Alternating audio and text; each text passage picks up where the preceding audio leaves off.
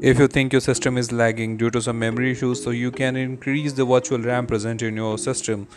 To increase the virtual RAM, just simply launch the run command by pressing Windows plus R button and write there sysdm.cpl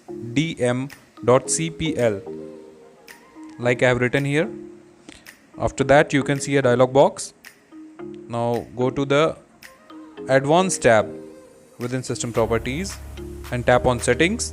Again go to the Advanced tab.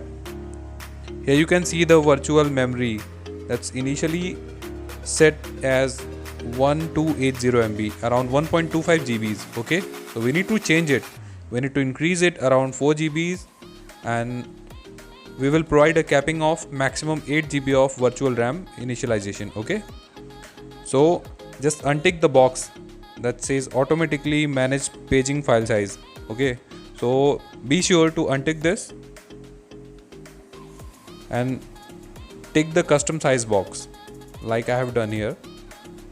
Here you have to input the initial size in MBs. Okay, as like I have provided 4096 MB, that's around 4 GBs, and the maximum size that I am allowing is 8192. Don't forget to restart your system after doing these adjustments. Thanks for watching Counting Bytes.